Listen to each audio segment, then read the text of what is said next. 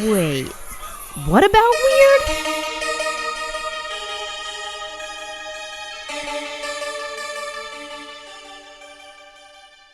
Hi, I'm Echo, And I'm Elena. and this is our podcast, What About Weird? A podcast discussing all things weird from cryptids and aliens to strange science and unhinged history. And today, during Women's History Month, as if you didn't have enough about the murder of women, we have another murder episode. Because that's most of the history that isn't about white men. It's just Love murder. that. Yeah, I mean, It's that's just, true. if you want It's just to, murder. I was going to say, if you want a happier episode, you can listen to was it Lizzie McGee, the Monopoly episode, but that's not really happy. She got I her mean, ideas stolen. it'll make you angry, but at least she wasn't murdered. Yeah. What other women episodes do we have? Betty Andreessen, that's a woman's episode. That's true. That's true. And that has a happy ending-ish. I'm sure there are others. I can't think of them right now, but Listen to any other one of our episodes because we're women. oh, there we go. There we go. Boom. Figured it out. If this is if the last few episodes have been too depressing and you want a pro women episode, listen to any of them. This one is Boom. really cool though, because we haven't talked about a lot of like Fae folklore. And today I'm going to be talking about a case from Ireland, the burning of Bridget Cleary. And Oh, it hell has a yeah. little bit to do with the Fae.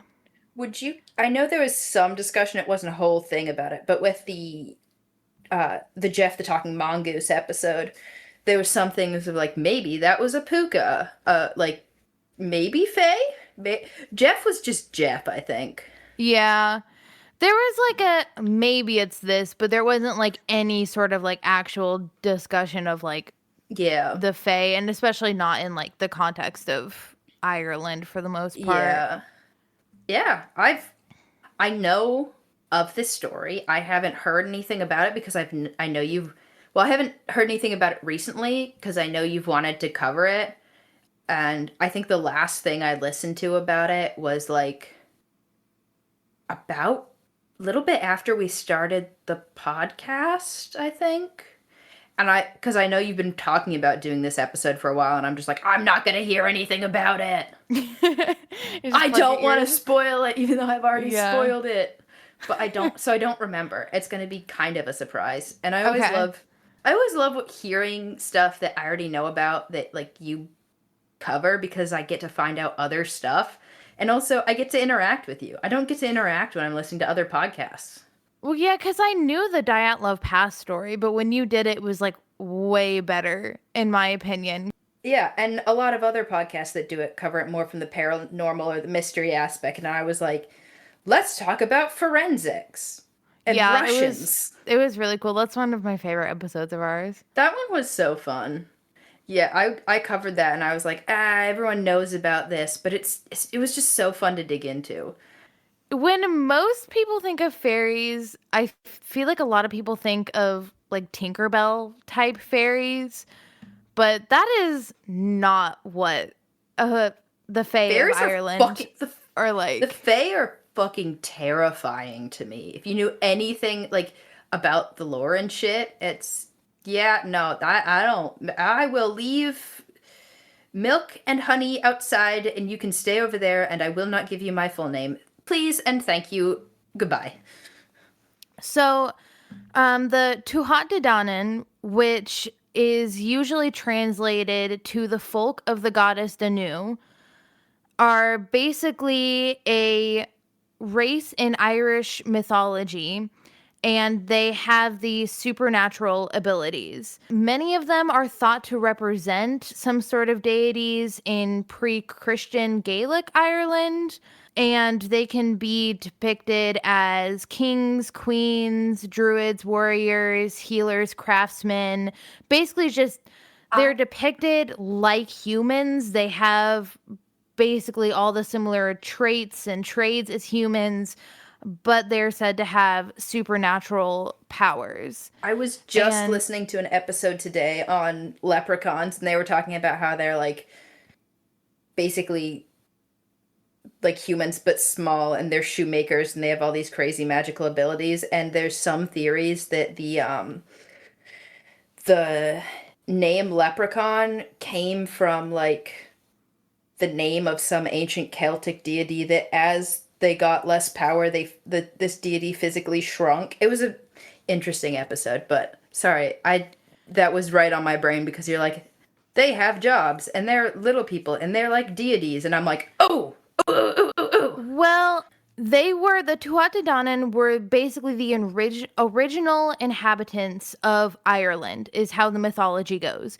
But then the Milesians arrived and were the Not to be final confused race with to the settle in Malaysians. Ireland. And the Milesians are basically the Gaels, the Gaelic people, who sailed to Ireland after spending hundreds of years traveling the earth. And so basically they land in Ireland, and essentially there's like this battle between the Tuatha and the Milesians.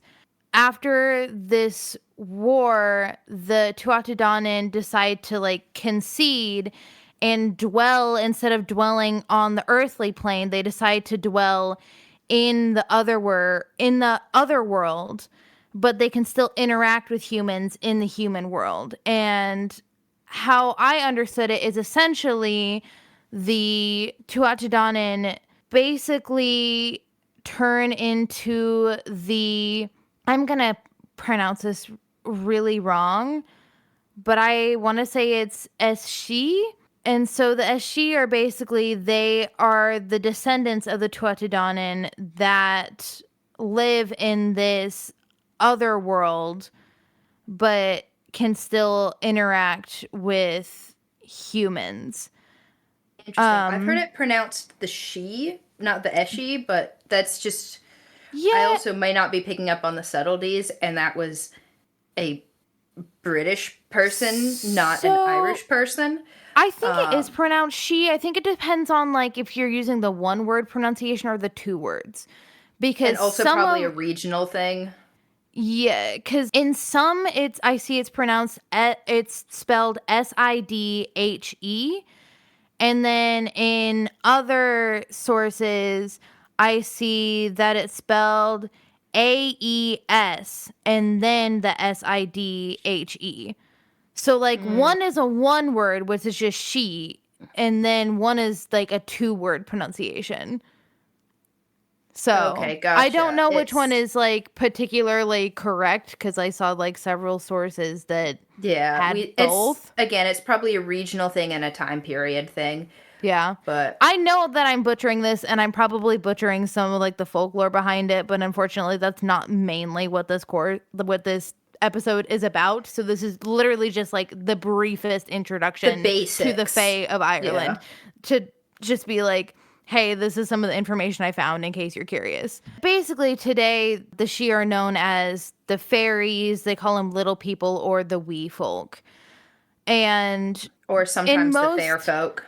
yeah, in most folklore, Fae have magic in mysterious ways that are often used to make sense of indescribable or incomprehensible events. So, pre Christian monuments in Ireland are said to have been built by the Fae, and bad luck and illness are a result of offending them. And people who disappear are often that's related to them being kidnapped by the Fae. Even natural phenomena can be explained by the Fae, and generally it's best to avoid angering them because who knows what they might do. So, entrances to the other world are things like caves, tombs, barrows, forts, or even tree hollows and roots. Early Christian times, the people of Ireland associated anything vaguely pagan in origin as being related to the Fae. And in many people, this belief still persists to this day. And it kind of, just like a lot of our other folklore episodes that we get into, there's this strong merging of the Christian belief and the original Gaelic folklore that existed in Ireland, where you start to see that even the Christians, even though they think it's pagan, to believe in the Fae, they also still attribute a lot to the Fae. So you'll see a lot of people that are Christian in some sense, but then they still believe in the Fae and they still have a lot of these superstitions. Yeah, I think that's so fascinating. Like there's a lot of that in even like American like folklore and stuff of still believing in stuff from like quote unquote the old country or still working pagan stuff in from different places and stuff. I don't know. I just think it's always fascinating when it's like, well, that's pagan. We don't talk about that. But it's such an integral part of like their culture that it is still a part and they find a way to make it okay within Yeah. the like Well, it's not within their like Christian beliefs. And I think that's fascinating to me. it's not like Christianity didn't steal like 90% of their stuff from other religions anyway, Yeah. but No, they didn't do that at all. It's 100% created. Jesus woke up, and on the third day, he said, "Let there be all of these holidays and everything, and let there be Christianity." And he created it all. yeah, Amen. that's exactly how that went.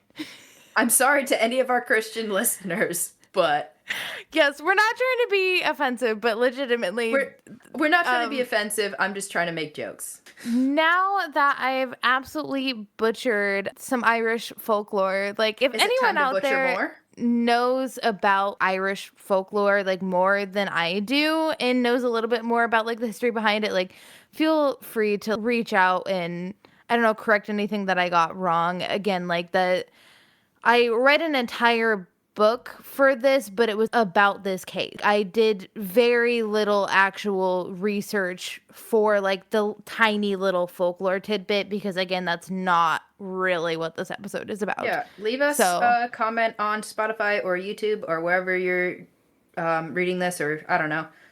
DM us, email us, please. We would like to know. yeah. We like Yeah. we want to know the correct things. We like don't be mean about being about correcting us, but we want to make sure our information is as correct as it can be. Yeah, Please I and thank you. basically got a lot of the information from a lot of like Ireland travel sites and I'm like, we'll see about this. Definitely legitimate sources. Yeah. Yes. Tourismireland.com, But right? at the Or same something like time, that. it's like these are all like verbal traditions. Where the fuck else Yeah. do you find this? Like I've got an Irish like folklore book that I've read. I've actually got two of them. But it's Didn't I like give them to you or no? you gave one to me, but one I bought Okay. when I was in Ireland for a month. Gotcha. But essentially like these are a lot of these are like oral tales anyway. So I mean, I feel like all of them are completely different. They all have their own like little different subparts or different lore. There's just like it's Yeah. not like all encompassing. It's not like There's you not one big book to go yeah. by for everything for everyone all over the world that people still change up and say it says different things. I'm not That's been referencing anything. translated 12 times and Yeah, and people still have their own interpretations of it and say it says stuff that it doesn't, or say it doesn't oh, say and stuff that it it's does. not like there's like stuff that's been like left out anywhere that only certain people can Possibly see. burned. Sorry, tell me about the Fae. Again, I'm Okay. in a spicy mood today. So that's all the folklore I have for you. So now to actually get into like the case of Bridget Cleary. So Bridget Cleary was born in I'm gonna mispronounce everything in this episode because Out of Irish curiosity, Irish names are so difficult. is this Bridget spelled with a D and a T or two T's? Because I've seen it spelled both ways, and it's I don't know. Bridget. Okay, that's how I've Get mostly seen essentially. it. That's how I've mostly seen it spelled, but I knew it spelled it with two T's. It was like That's or weird. it was I don't know. It was a Like Bridtet? yeah, but it was pronounced Bridget. No, I hate that. It was like Bridget. It was so weird. Just go full lean into it, go full substitute teacher and just butcher every name as awfully as possible. If substitute teachers can do it, you can do it. I believe in you. That's funny. Here's to Okay. everyone with a weird spelled name. Bridget Cleary was born in Ballyvalia, right? Yeah, sure. That's a A, fun name. a townland in the county Tipperary in Ireland. A census in 1891 shows that Ballyvalia was just over Wait, 272 acres. Ballyvalia or Ballyvalley? Because you said Valley the first time. You said Ballyvaldia the second time. Ballyvalia. Okay, so my notes are going to be really fucked up because I read a book for this and I Did you do the thing speech that to I did for... text. No, I speech to text everything. So they're going to be really fucking bad. Okay. I didn't know if you Yeah. did the thing that I did with Dyatlov Pass where I listened to an audiobook and I looked up the correct spelling once or twice and then I spelled it phonetically a few times. But I'm terribly dyslexic, so I spelled it different every single time. So I didn't know if you did that or if it's just like sometimes Google is like, you misspelled this word when you didn't, just because it's not an English word, it says you misspelled it Well, the and it AI autocorrects. overview says that it is pronounced Ballyvadlia, which makes me think that I pronounced it wrong. Oh well, we got the correct, hopeful Because pronunciation out there. If I you I speak, pronounced it how the AI wants me to pronounce it, but I don't think that's right. I don't trust the AI. If you are of Irish descent or Celtic or any way know how to say this, if you have been to Ireland and have heard someone say this place, just like shoot us a Well, voice message on Instagram. I need to know now. here's the thing. There's going to be like a million different names in this that I'm going to mispronounce wrong. So they're just going to have to like literally send us a list of everything that we don't know how to pronounce because I'm sorry, it's really hard to find good pronunciation guides out there because AI has fucking ruined everything. Yeah. We're gonna have a, was it lickaming, lycoming Yeah, and then situation we had to again? have somebody that was like actually from there tell us how the fuck to pronounce it. And it wasn't what we thought at all. It was No. lycoming, which Yeah, that was still not fucks one of with our me. guesses. Pennsylvania, what are you doing? So anyway, Ballyvadlia is just over 272 acres with 9 houses and a population of 31 in the 1891 census. So this was a little over a quarter of the population that previously resided in the town, as the Great Famine of 1845 to 1849 wiped out the population due to starvation, disease, and emigration. I don't know timelines or anything. Is this the potato famine or am I stupid? Yes. Okay, I thought so. Yeah. So Bridget was born to her father, Patrick Boland, and her mother, Bridget Keating, who were both of the laboring class. During this time, laborers lived married. What did I mean to say here? Laborers lived Like merry? like I said it I have during this time laborers lived married in rented cottages. I don't know what I was trying to say there. See, I'm I'm gonna have to assuming like decipher the fucking horrifying is shitstorm that is speech to this text is this I entire feel like this is episode. going to be a similar situation to me trying to translate that god awful transcript of that I found online of the Andreessen affair where it made no Yes. sense and half of it was neat speak. Um, but I think you mean married couples would live in This rented time, yeah, cottages. like this time laborers At that this time, during this time labor. laborers that just have lived married in rented cottages. What? Be little jolly merry people singing and dancing in little cabins. I don't know. Yeah, that they were Like you meant married and then they this rented couple. cottages, and that the married couples that were laborers lived together in the rented cottages. I'm assuming And that's what I possibly meant. you meant that it was Bridget Cleary's parents who lived together, were laborers, they were Well, married, and they no, I lived meant in like this. laborers in general, like Well, the I don't laboring know anymore. class. Yeah, the laboring class of people. All we The know the is that married somebody is couples married. lived Somebody's married and together in somebody rented rents a cottages. cabin. Yeah. Yep. Put it together on your own. If you figure out this week's puzzle, we'll get back to you next week with the puzzler. Answer to the puzzler. We still won't know. We'll never know, probably. Oh god, I should have proofread this, but I've had no fucking time, dude. I've been That's so how I busy. felt. That's how I felt with the episode last week Ugh. is I was like, I don't know. I have everything is written like 6 times. Half of this isn't proofread. I've written 12 names that don't apply to anything. Let's do this. Yeah. Uh, we're on the struggle bus, y'all. We're trying. We're Oh getting my it out to god. you. We're doing the research. It's just the communication part is not it right now.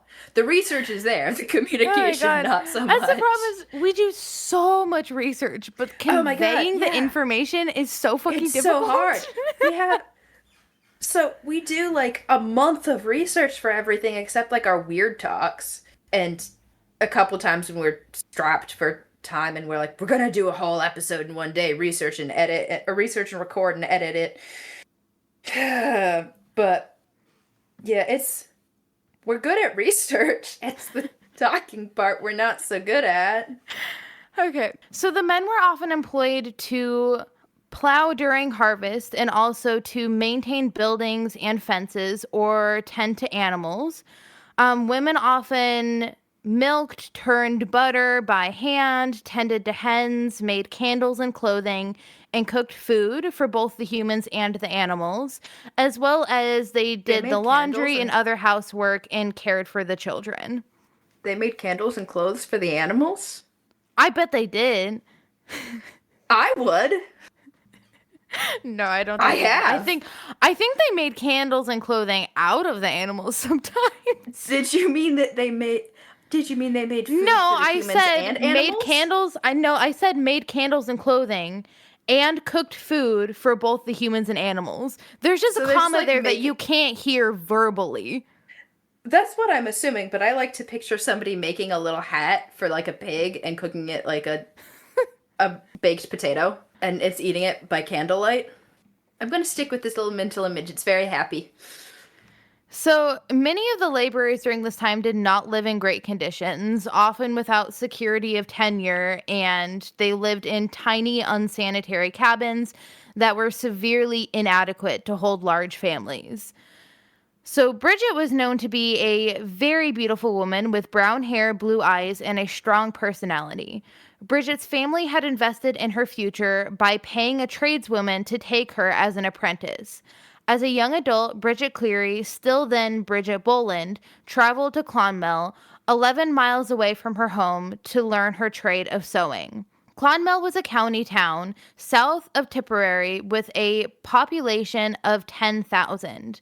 It contained gas lamps that lit the streets and had breweries, flour mills, tanneries, and even two newspapers. Another investment in Bridget's future Not two was the. newspaper places, but they just had two newspapers. You know what I meant. You're making it very hard for me to give you a hard time. That's what do you consider a newspaper place is literally just called a newspaper. That's literally Why what I it's called. hate that. Hate that. Yeah. I've always hated that.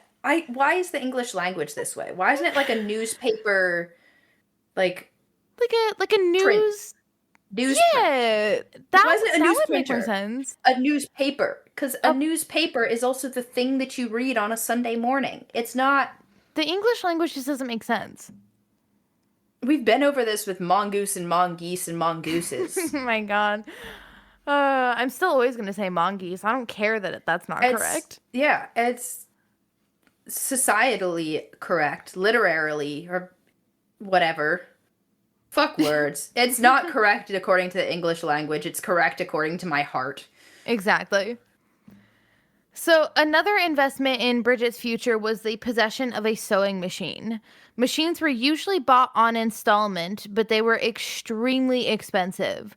During her apprenticeship, she ended up meeting Michael Cleary, who was working as a cooper, which is a craftsman who produces wooden barrels, kegs, casks, vats, etc. She moved back into her parents' home after the apprenticeship and ended up marrying Michael Cleary in And they lived August together of in a rented cabin. 1887. Probably. So he was 27 at this time and she was 18. And you might think it's 1800s, but actually this was unusually young. Irish women of her generation usually married much later with an average age of about 26 or 27 years old. So That's she's about what marrying it is like now. yeah, yeah, I was actually really surprised learning that fact. But yeah, so she got So married America very was just like, we're early. gonna America and England were like, yeah, we're gonna marry 13-year-olds off. It's fine. Yeah, at least in Ireland, like that seemed like a good average age for women to be getting married, 26 or 27. Like I love that for them. I know. Wow, imagine waiting until a woman is fully developed to make a life-changing decision. Oh my god, right? I know. It was known that Bridget Cleary was a bit strange. In a time where Irish countrywomen usually covered their heads in shawls or scarves, Bridget Cleary would wear a black straw hat trimmed with a navy blue ribbon and brown feathers. She I would wear love things, that. I know, she was stylish, dude. I She want one. she would wear things like a red petticoat, a navy blue flannel dress, cashmere jackets, black stockings and boots, and basically the style of a much wealthier woman. So she's like a like dressing wealthier and is like a country goth baddie. She's wearing like dark colors and red. Yeah, Like literally. honestly, I love this. Like with the red under the skirt, like as like an accent. Yeah, Honestly, yeah. she had She more style than I do. she also wore gold earrings, so here her ears must have been pierced, which I'm not sure was too like super common during this time. Her husband, Michael Cleary, too, was also well dressed. He usually wore a three-piece suit of light gray tweed. And Bridget Cleary was able to maintain this lifestyle because she earned money by dressmaking. She also She kept could hens. probably make her own dresses. Like she Well, probably that's had exact. access to Yeah. good factory and like fabric and was Well, like, "Oh, if I can make, it's going to be cheaper to make it than to buy it when I have these skills, so I'm going to make myself a badass dress."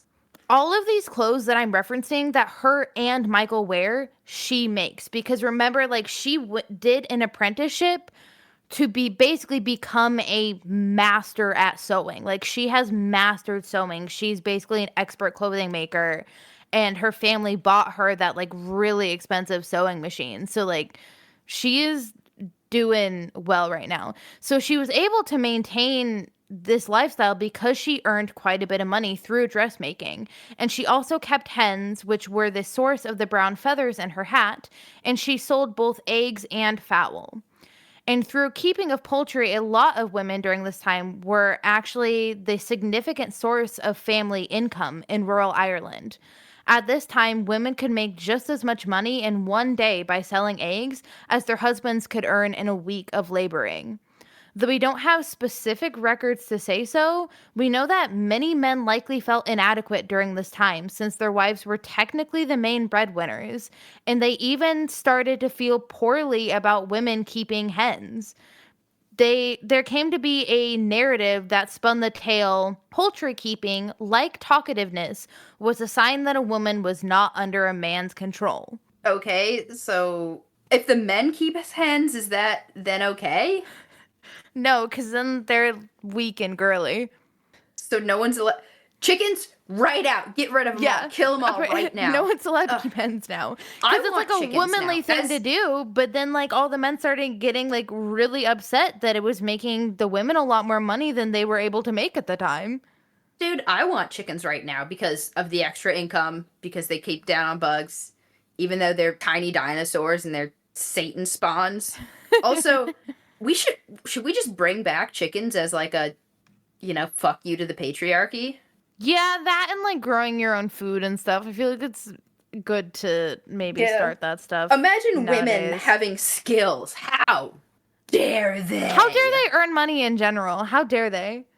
How dare they do anything useful or Yeah, creative or to fun? literally like help their families and put them in a better financial situation because the men were unable to.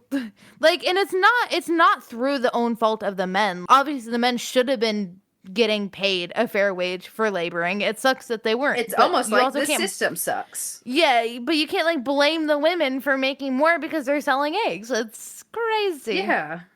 Ugh.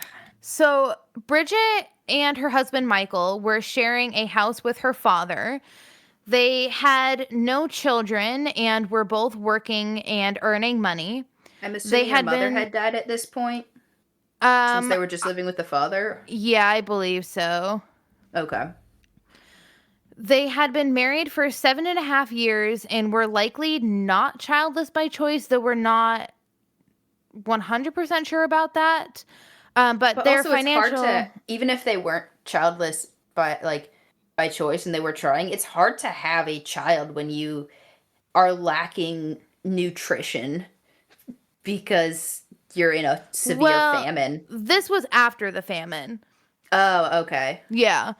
Cuz like the famine was like 45 to 49. I just brought that up in the beginning because like Because she was raised during then. the town population had decreased down to like a Oh, fourth okay. the size of what it used to be Gotcha. because of the famine. Like so Because many people everybody like left died of disease and or starvation and left. then they Yeah. emigrated to other Okay, places. gotcha. I'm confused on timelines are confusing and hard for me. No, that's fair. Yeah. She was born in 1869, I believe. So that would have been like a fair amount after the famine, Okay, but the gotcha. population still had not gone back Yeah, up at this point. because that's how it goes. Even though they didn't have children, their financial situation kept improving year by year, which was good. Bridget and Michael Cleary, with Bridget's parents, applied for the tenancy of a new college in Ballyvalia, but they were not successful and it was given to another laborer. But it was alleged that the fairies who held high revel on moonlit nights were like close to the cottage when they did this and they were displeased with this tenant. And basically, they annoyed him with unearthly cries and noises at night. So he ended up fleeing. So they had like foxes screaming outside of their house at night. Something. But the really So he interesting pissed off the thing, fairies, and the fairies were like, "Get the fuck off of our land, bitch." what the really interesting thing is so Bridget's family applied for tenancy of this cottage. They didn't get it. Someone Another else laborer did. did. And he like got tormented by like screams at night that he was like, I'm getting the fuck out of here because the Fae have cursed me. So then the Out of Bolins get to become the curiosity, tenants of this so-called haunted house. And as soon as they move in, the hauntings stop. interesting. Do you know if I'm looking it up right now? Yeah, the banshee is a fae, so I don't know. I know the banshee's known for screaming. Yeah. I'm curious if that had anything to do with it. In kind of like the aftermath of the case, some people are like, oh, maybe there were dealings with the Fae because how come the Fae This guy supposedly, left so quickly. yeah, and like this house was supposedly haunted, and then the Bolin family moves in there and all the hauntings stop. Like Bridget and her family move in there and everything's peachy. Joke's on them, it wasn't the fae, it was just haunted. I mean, you never know. Haunted So by the it fae, was haunted by ghosts, who knows? either one. It was unusual that they would be given such a home. Cottages funded by the taxpayers and designed to house able bodied laborers and their families usually included many children. But Michael Cleary, as a Cooper, was actually not available for laboring work. So he wasn't actually a laborer because he was a Cooper. Like he had one of those like Interesting. specified So jobs. they were living there as like this is a place for someone who works the land to live on, but because neither of them had jobs to work the land, they still got it, but it was like a weird case because of that. Yeah, like it I was wonder very if untraditional for them to get this home, which is why they didn't get it at first. I wonder if that's why the haunting, like the stuff with the Fae stopped. If they're like, these people are digging in the ground where you said the Fae live in the ground and like in holes in the ground and in tree mounds and stuff, if they're like disturbing the land and these people, and then the Clearys come along and they're not disturbing the land because they're not farmers and they're like, hey, we Well, like you because you're leaving land as it is. Bridget's father, Patrick Boland, was an agricultural laborer, but Mm, he was 66 at this point. So that's not a whole lot of laboring left in him. yeah. And they also didn't have any kids. So it was just very unusual for them to be given this cottage that is basically taxpayer funded in a sense, and it's meant for able-bodied laborers, and then a family moves in there that is made of like two people that don't labor and an elderly man that probably isn't going to labor for very much longer, and they also Imagine don't have having any children. taxpayer funded housing. I know, crazy, right? Anyway, that's the wildest part of this whole story. But yeah, I wonder if they'd had previous problems with people moving in and leaving, and that's why they're like, okay, if these people want it and they don't, like, we'll just take anyone who'll take it at this point. Yeah, I mean, maybe. I'm not sure the history of it except for basically that one guy in the Bridget's family. Although Michael and Bridget were married, Michael still worked as a cooper in Clonmel up until 4 years before her death. So like they had been married like almost 8 years at this point, but he actually still worked in Clonmel and basically like lived up there a lot of the time. So he just had a long commute to work type thing. Yeah, it was 11 miles. And at this time, like, so he basically lived up there. Like, they basically Hmm. did not live together for like the first 4 years of their relationship. Oh, And then when her family circumstances improved enormously, basically, like, her dressmaking started making them a lot more money. It allowed her husband to live permanently with her and set up his business in Ballyvadlia. oh, nice. I like So, that. I'm happy that it made it her doing better made it so that he could do better. yeah, You know, exactly. I love that. And not like she has hens and is being talkative. Stop that, even Well, if it means the man suffers. here's the thing though, is like while it benefited him, he might not have been 100% okay with the fact that she did better than he did. Like it's still like a huge source of insecurity. Yeah, I But guess at this time when it's like a man must man up and be manly and yeah, manify. like I'm sure it wasn't great for him. Yeah. Monday, March 4th, 1895, Bridget Cleary walked to, and I'm going to really mess up this one. I am Do it, do it, do it, very do it, do it. sorry. Kyle Negrana? Kyle Negrana. I think that's how it's pronounced. Kyle Negrana. Your guess is as good as mine. Which was a mile or two away from her home. And she did it to either deliver eggs or collect payment for eggs from Jack Dunn, who is her father's cousin. But no one was at home, and she became chilled waiting on their doorstep. She finally walked home and tried to warm herself by the fire, but she was so freezing that the fire could not warm her.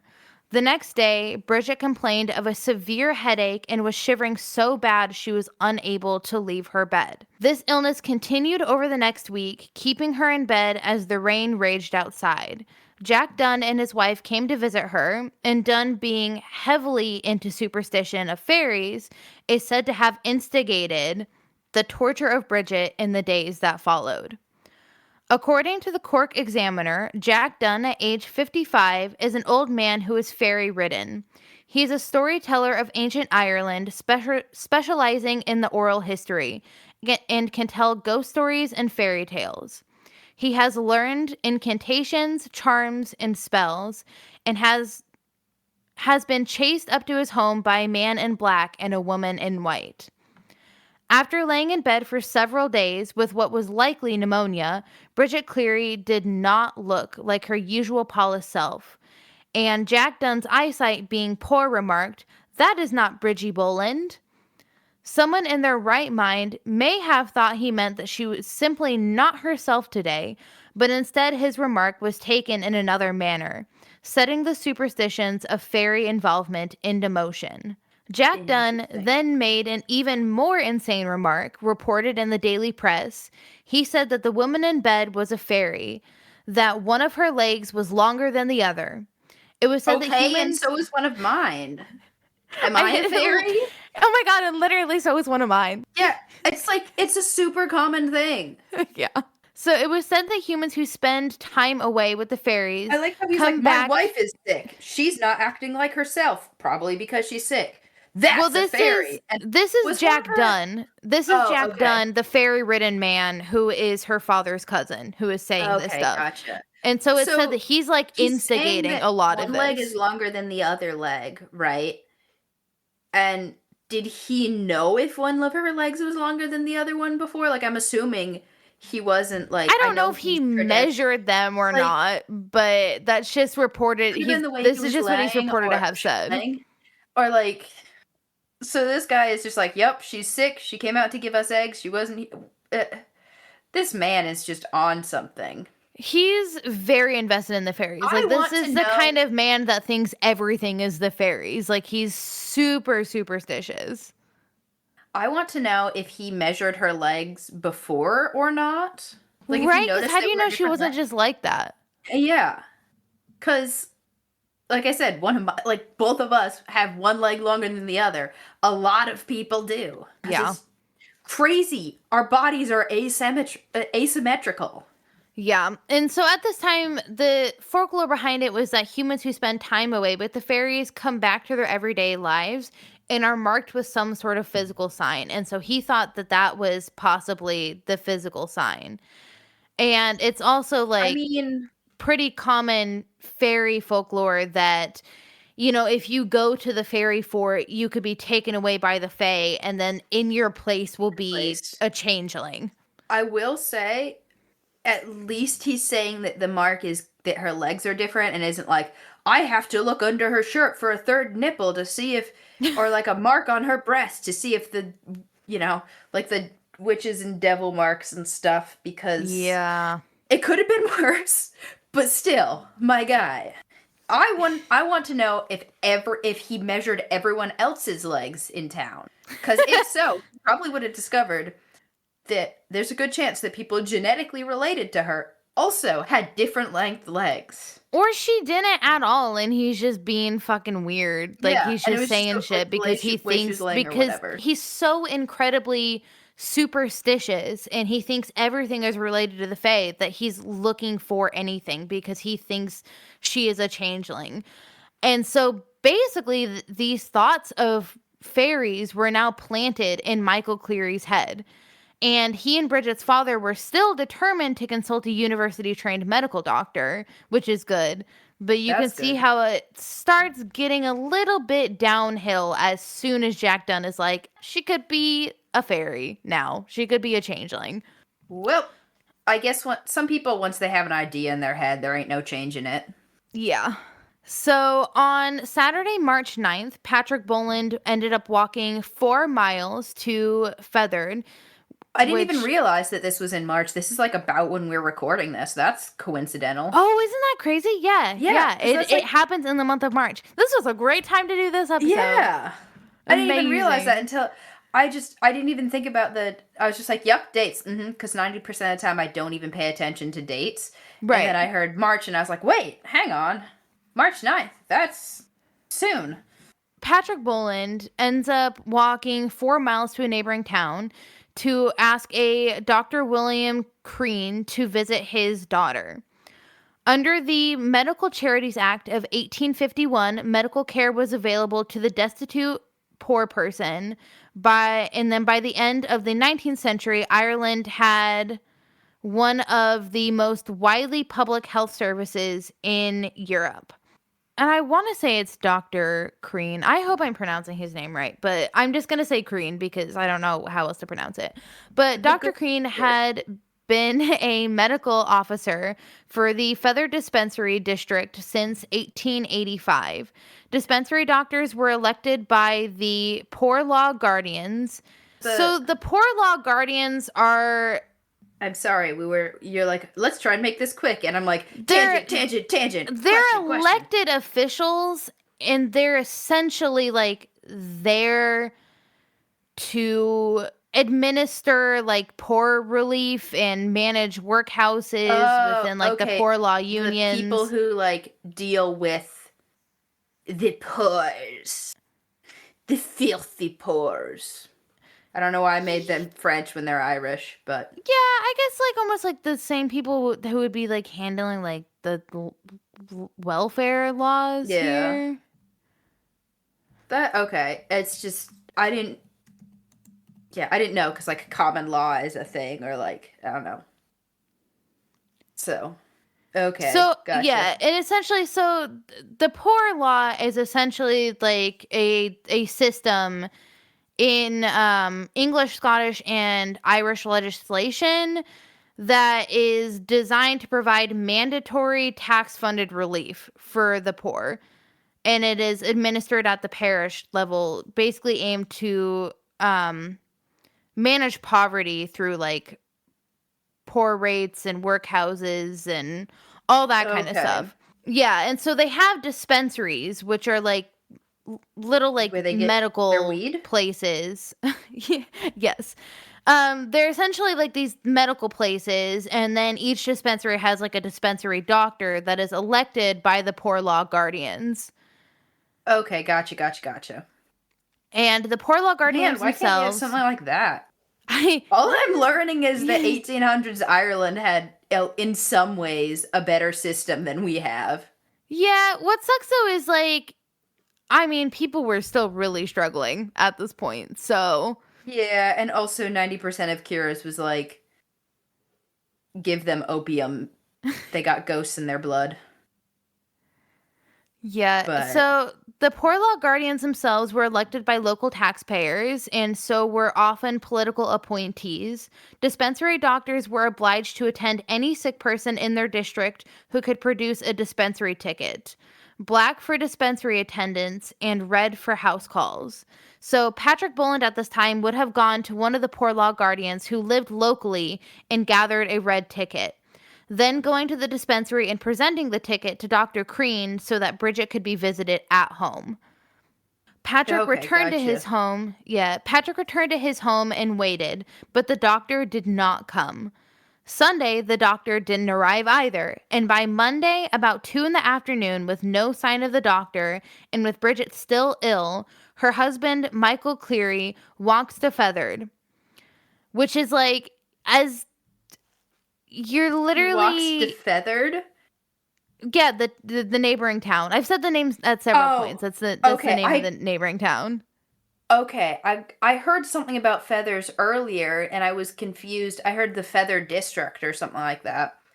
Um, I thought it was like this was like a slang term for he walked around defeated or something, And like a defeathered chicken. I don't know if I'm pronouncing that name right either, but whatever. So Dr. Crean still did not show up on Monday or on Tuesday, prompting Michael Cleary on Wednesday morning to walk to the doctor again to fetch him. And So this is homeboy's just insane not because coming like over. He's yeah, like, "Here's yeah, my and ticket. I'm doing everything I'm supposed to." And the guy's like, he's "Nah, maybe later. I He's can't be bothered literally to pull myself away from supposedly my poker game." obligated to. He's been told by elected officials as the dispensary doctor, we've given Patrick Boland this red ticket, meaning that we, as the elected officials, say that Bridget Cleary warrants a house call by you, the dispensary doctor, who is obligated to go visit anybody in the district who needs help, and then you just don't fucking show up? Wow. I take back what I said about they have a better system because that sounds like a lot of ways that things have not changed, even though we're in a Yeah. different country. So that day before Michael Cleary returns home from Feathered, the doctor had visited Bridget Cleary, saying he found her in a state of nervous excitement and slight bronchitis. He prescribed her a medication, but did not know whether or not she had obtained it.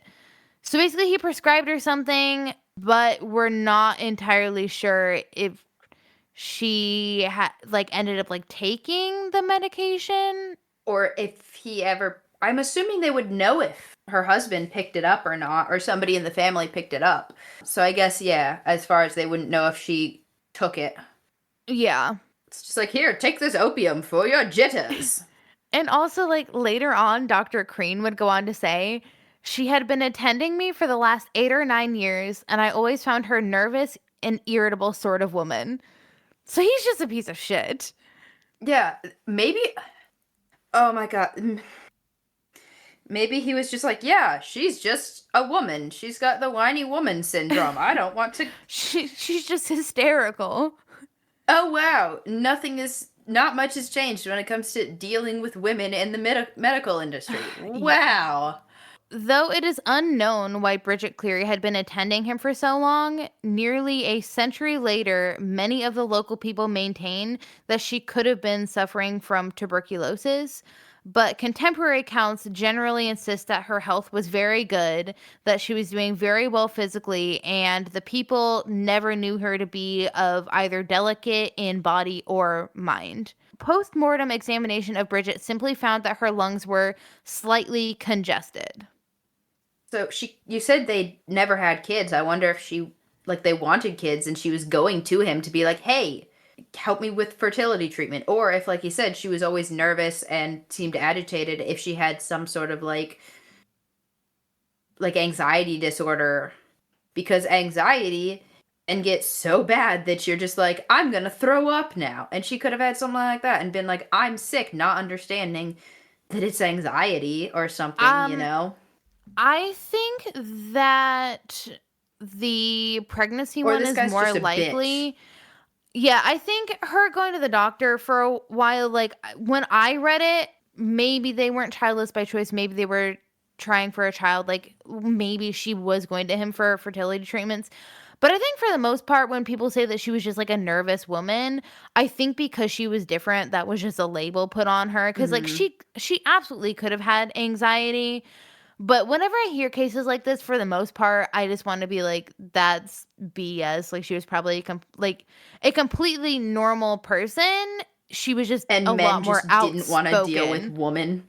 Yeah, she was just a lot more outspoken than a lot of other women were. And a lot more independent. And I think that bothered a lot of people. Wow. It's almost like they didn't want to be called out on their bullshit. Yeah. The same day that the doctor came, Patrick Boland goes to get his sister, Mary Kennedy, and asks her to visit Bridget. Visit Bridget. Okay, so this is the fairy guy who is the cousin of her father getting you said his No, cousin Patrick or his. Boland is Bridget's father. Oh, okay. I Yeah. thought that was okay. Patrick Boland is the father. I thought that was the cousin that was like fairies. I think I took a picture of the family chart and I feel like I should send it to you and you should also post it. And you, like, I will definitely send it to you to post. Everyone listening to this, I should have said this at the beginning of the episode. Look on the Instagram because there's going to be a family chart on there. Yes, I will. This is why we use the Instagrams for visuals. Yeah, because especially there's going to be a lot more names and family members coming up here in a bit, and it will get a little confusing. So I do recommend pulling up the family chart. So Patrick Boland, Bridget's father, goes to get his sister, Mary Kennedy, who is Bridget's aunt, and asks her to visit. Mary states that Bridget tells her, I'm very bad. He's making a fairy of me now. She continues, he thought to burn me about 3 months ago, but if I had my mother, I would not be this way. Okay, And so I this, guess her mother did die or something. yeah, her mother did pass at Also, some point before I'm Michael gonna moves start in. I'm gonna start saying he's making a fairy out of me whenever someone's making a mountain out of a molehill and they're making it like my problem. He's making a Yeah, fairy out of me. he's making a fairy of me. This may have been nervous excitement the doctor was telling about, that she is not only ill but distressed too. Obviously, citing some difficulty between her and her husband. To make a fairy of someone means to isolate them.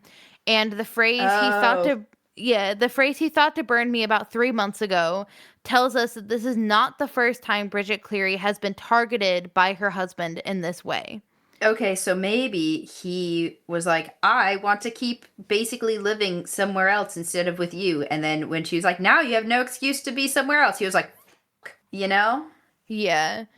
And so a lot of people say that like Michael Cleary had maybe intentions to harm his wife, but at the same Interesting. time he has like an insistence on seeking out the doctor several times, walking 4 miles to and from the dispensary.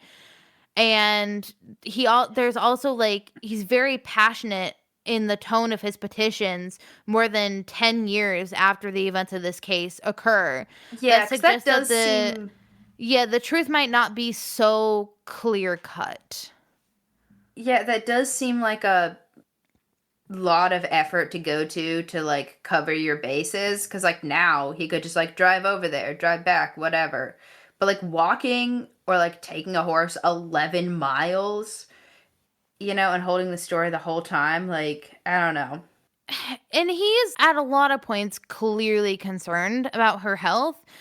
So it's like interesting because there's a lot of nuance to this. And it can also be taken from Bridget Cleary's words that her mother had passed away at this point, meaning that there was no other woman in the house to take responsibility for nursing her and must either fall to her elderly father or to Michael Cleary, who may have been a sort of violent husband, or at least one too superstitious to really help her medically.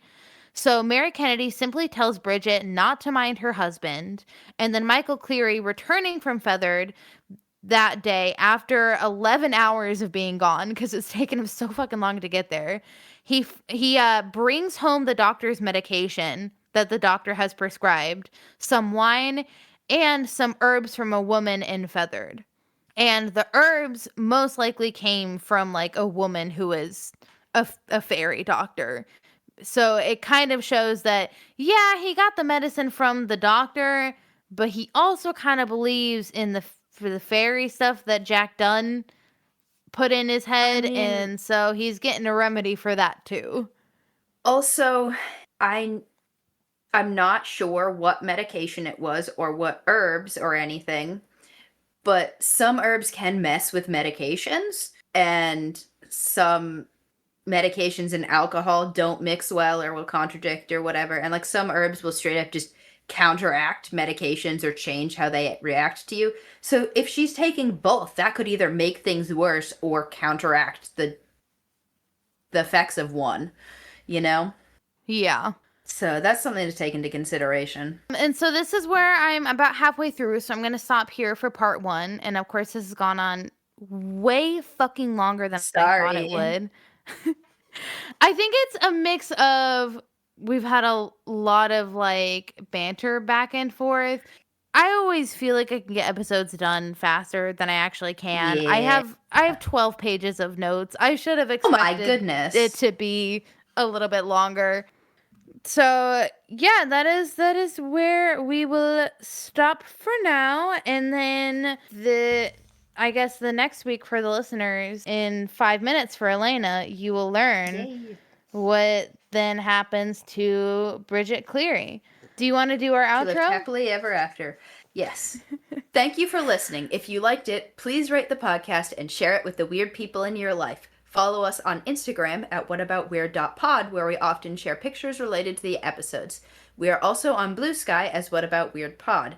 If you have any topic suggestions or personal weird stories, please DM us or email us at whataboutweirdpod@gmail.com.